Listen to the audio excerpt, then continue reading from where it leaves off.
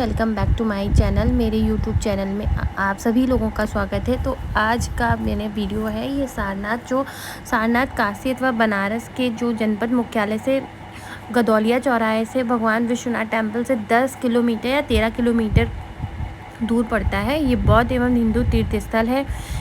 भगवान बुद्ध ने अपना प्रथम उपदेश यहीं पे दिया था जिसे धर्म चक्र प्रवर्तन भी कहा जाता है। बौद्ध मत के प्रचार प्रसार का आरंभ यहाँ से ही हुआ था, सारनाथ से।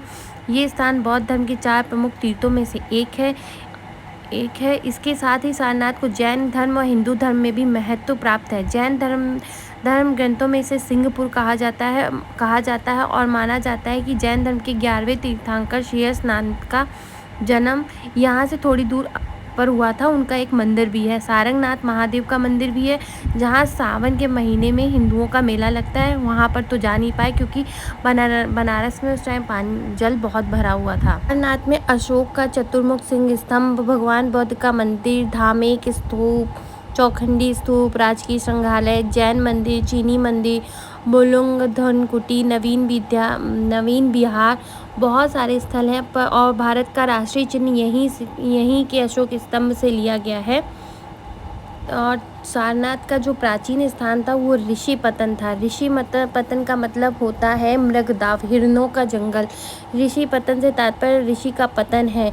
तो यहाँ पर गौतम बुद्ध ने बुद्ध भावी संबोधि में जाने का निर्माण प्राप्त किया। मृगों के विचरण करने वाले स्थान के आधार पर इसका नाम मृगदाव पड़ा, जिसका वर्णन निग्रोध मृग जातक में भी आया है। आधुनिक नाम सारनाथ की उत्पत्ति सारंगनाथ यानी कि मृगों के नाथ अर्थात गौतम बुद्ध से हुई, जिसका संबंध बौद्ध सत्य की कथा से भी जोड़ा जाता है। बौद्ध भगवान के उपदेश के 300 वर्ष बाद तक सारनाथ का इतिहास अज्ञात रहा है, क्योंकि उत्खनन से इसका काल का कोई भी अवशेष प्राप्त नहीं हुआ है। सारनाथ की समृद्धि और बौद्ध धर्म का विकास सर्वप्रथम अशोक ने शासन काल में पता चला था। इसमें धम्मेक स्तूप भी है। धम्मेक स्तूप आधा मील दक्षिण ये स्तूप स्थित है, जो सारनाथ के अवशिष्ट स्मारकों में अलग है। इस स्थान पर गौतम बुद्ध ने अपने 5 शिष्यों को सबसे प्रथम उपदेश सुनाया था, जिसके स्मारक स्वरूप इस स्तूप का निर्माण हुआ। हेनसांग ने इस स्तूप की स्थिति सारनाथ से 8 किलोमीटर दक्षिण पश्चिम में बताई है, जो 91.44 मीटर ऊंचा था। इसकी पहचान चौखंडी स्तूप में ठीक प्रतीत होती है। तो यहाँ पर बहुत सारे स्तूप हैं। अगर आप लोग नए हैं तो आप लोग ज़रूर एक गाइड लेके ज़रूर जाइए, क्योंकि गाइड है जो चीज़ें हैं ना आपको तुरंत हर चीज़ बताता रहेगा। और अगर आप लोग सारनाथ जा रहे हैं ना तो वहाँ पर ऑनलाइन आपको टिकट लेनी पड़ेगी, ऑफलाइन टिकट नहीं चलेगी। तो सारनाथ के अंदर कई तरीके के स्तूप हैं। चौखंडी स्तूप है, धर्मराजिका स्तूप है और मुलगंध कुटी विहार है, अशोक का स्तंभ है और धमेक स्तूप है। अशोक का स्तंभ तो बहुत इम्पोर्टेंट है। मुख्य मंदिर से पश्चिम की ओर अशोककालीन स्तंभ है। इसमें बड़े पत्थर के चबूतरे पर इस स्तंभ में 3 लेख उल्लिखित है। पहला लेख अशोककालीन ब्रह्मलिपि में है, जिसमें सम्राट ने आदेश दिया है जो भिक्षु या भिक्षुणी संघ में फूट डालेंगे और संघ की निंदा करेंगे, उन्हें सफ़ेद कपड़े पहनाकर संघ के बाहर निकाल दिया जाएगा। दूसरा लेख कुषाण काल का है, तीसरा गुप्त काल का। और जो बहुत बड़ा सा मोटा सा स्तूप दिखाई दे रहा है वो है धमेक स्तूप। उसको धर्म चक्र स्तूप कहा गया है। ये काफ़ी मोटा है और इसमें स्वास्तिक, नंदावत और फूल पत्ती और बेले कई प्रकार के इसमें चीज़ें बनी हुई हैं। ये गुप्त काल से रिलेटेड है और इसमें स्तूप की नींव अशोक के समय में पड़ी थी। इसका विस्तार कुषाण काल में हुआ है और ये साक्ष्य पत्थरों की सजावट और गुप्त लिपि में अंकित है। ये इसमें ब्राह्मी लिपि से बहुत सारी चीज़ें लिखी गई हैं। ब्राह्मी लिपि का उल्लेख मिलता है और पास में ही यहाँ पर जैन धर्म का मंदिर है और भगवान बुद्ध का भी मंदिर है। और ये सारनाथ सुबह 10 बजे से 5 बजे तक ही ओपन रहता है। तो हम लोग थोड़ा लेट पहुँचे थे। मेरे 5 बजने के बाद बारिश बहुत तेज़ होने लगी थी, तो वहाँ पे जो बौद्ध मंदिर था वो बंद हो गया था। जैन मंदिर के तो हम लोगों ने दर्शन कर लिए थे और बहुत तेज़ धूप थी और गाइड लिया नहीं था। तो अगर आप लोग जाएं तो गाइड ज़रूर लें। और अगर आपको हिस्ट्री में आपका इंटरेस्ट है तो आपको यहाँ पर जाकर बहुत अच्छा लगेगा।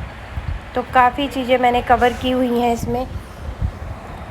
ऐसे अगर आप ऐसे जाएंगे तो आपको लगेगा कि क्या बना है, सब चबूतरे जैसे बना दिए गए हैं, बट नहीं, आप अगर वहाँ पे गाइड लेके जाएंगे तो एक एक चीज़ें आपको बताएंगी, कैसे कब कौन सा है, धर्मराज का स्तूप कौन सा है, धम्मेक स्तूप कौन सा है, मयूर विहार क्या है, उसकी धम्मेक का मतलब क्या है, तो यहाँ पर महात्मा बुद्ध ने क्या किया था। तो ये सारी चीज़ें हैं। धर्म चक्र प्रवर्तन अगर हिस्ट्री में पढ़े हैं भगवान बुद्ध के बारे में तो आपको यहाँ पे सारनाथ ज़रूर जाना चाहिए। ये गुप्तकालीन स्थापत्य कला का उत्कृष्ट उदाहरण है।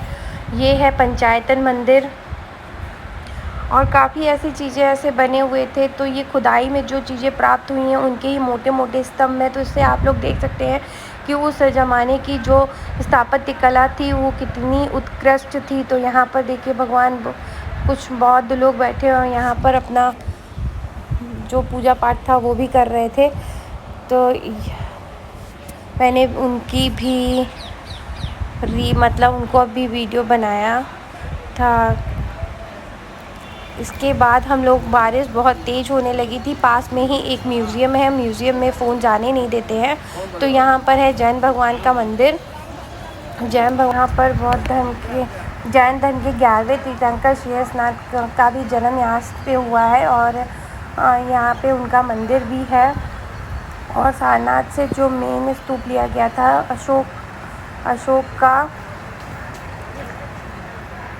अशोक का चतुर्मुख सिंह स्तंभ यहाँ से ही लिया गया है। तो ये बहुत तेज़ बारिश होने लगी थी। इसके बाद हम लोग मंदिर में गए तो काफ़ी अच्छा मंदिर बना हुआ है, और इस समय यहाँ पे भीड़ बहुत थी। अगर आप लोग जाते हैं तो यहाँ पर जो लोग टिकट देते हैं वो म्यूज़ियम का टिकट और इसका टिकट अलग अलग बनता है। तो एक साथ टिकट बनवा लेंगे तो ज़्यादा इजी रहेगा। तो यहाँ पर हम लोग अंदर आ गए थे। यहाँ पे पूरे जैन धर्म के तीर्थंकर के नेम सब रखे हुए थे, और यहाँ पे उनकी मूर्तियाँ भी थीं, और अंदर फ़ोटो कैमरा ले जाना अलाउ नहीं था, तो कैमरे के लिए उन्होंने मना कर दिया था। ये ब्लॉग यहीं पर हुआ ख़त्म, तब तक के लिए।